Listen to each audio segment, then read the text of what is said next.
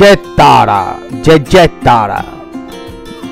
জ্যৈষ্ঠ মাসের মঙ্গলবার তারাপীঠ যাওয়ার জন্য মানি বলল। আমি সঙ্গে সঙ্গে আইআরসিটিসির ওয়েবসাইট থেকে তারাপীঠের টিকিট কেটে নিলাম। শিয়ালদা থেকে অনেকগুলো ট্রেন ছাড়ে, তার মধ্যে একটি হলো কাঞ্চনজঙ্ঘা এক্সপ্রেস। সেটা সকালবেলা 6:50 শিয়ালদা থেকে ছেড়ে রামপুরহাট অবধি যায়। ট্রেনে আমরা উঠে বসে পড়লাম আমাদের সিটে। বর্ধমান শান্তিনিকেতন পার হয়ে আমরা রামপুরহাট পৌঁছলাম তখন প্রায় বেলা 11টা।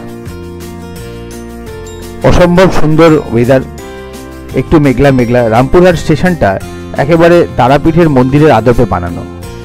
রাস্তা দিয়ে গিয়ে আমরা পৌঁছে গেলাম আমাদের হোটেল সোনার বাংলায়। তারাপীঠের সোনার বাংলাটা সব থেকে ভালো হোটেল।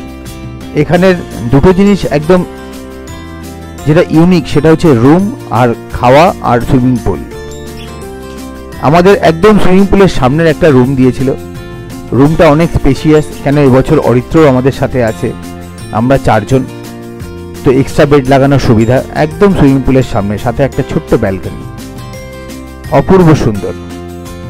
রুমে পৌঁছে আমরা স্নান ফান করে রেডি হয়ে নিলাম। এরপরে আমরা রওনা দিলাম সন্ধ্যারতি দেখার জন্য তারাপীঠ মন্দিরের দিকে। পান্ডাকে আগে থেকেই বলা ছিল, তারাপীঠ মন্দিরের মণ্ডপের সামনে একটা বড় জায়েন্ট স্ক্রিন লাগিয়েছে।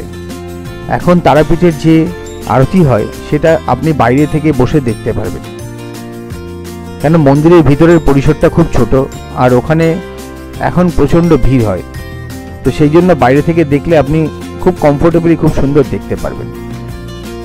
সন্ধ্যেবেলা মন্দিরের রূপটাই আলাদা লাগছিল, অপূর্ব সুন্দর।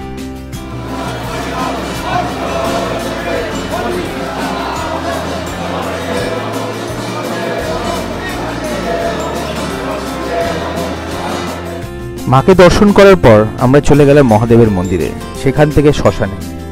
তারাপীঠ শ্মশানটা সন্ধ্যেবেলা অপূর্ব সুন্দর। আর যেহেতু আজকে মঙ্গলবার, প্রচুর লোক এসছে পুজো দিতে। বামাখ্যাপার মন্দির, তার পাশেই বড় করে হোম হচ্ছে, প্রচুর লোক।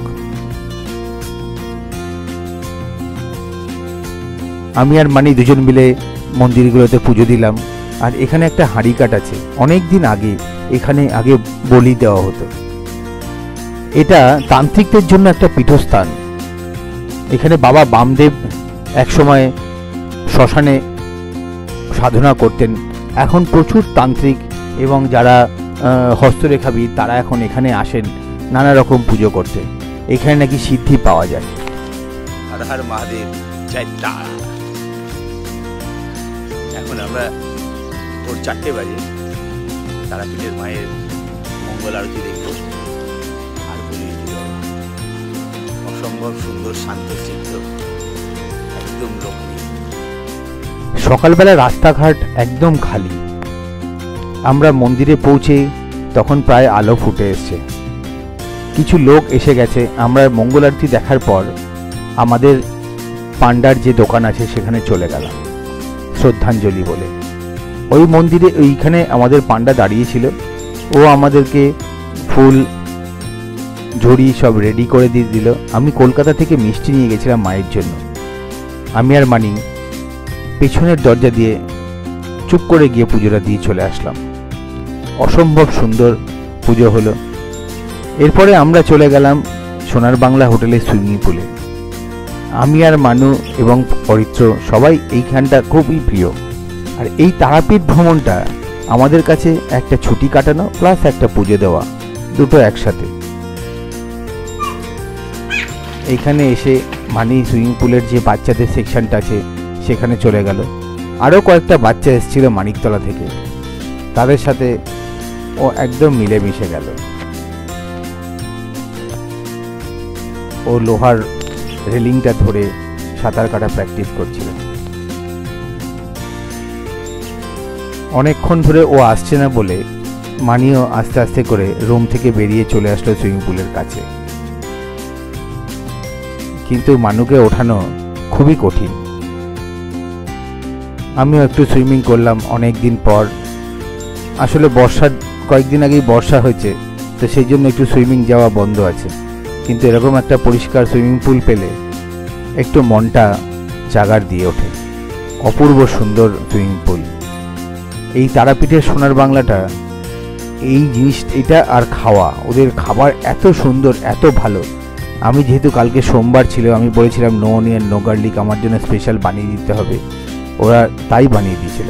ওরা আমাকে বললো যে দাদা নান খাবেন না, ওর মধ্যে ডিম থাকে, আপনার জন্য আমরা হাতুড়ি বানিয়ে দেবো।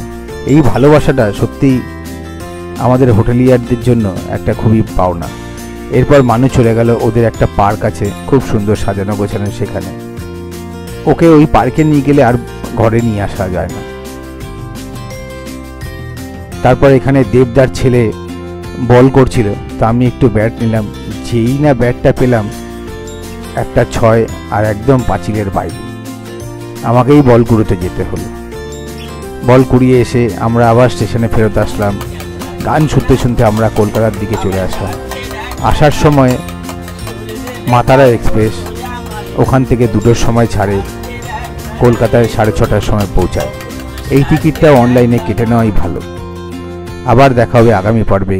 হর হর মহাদেব।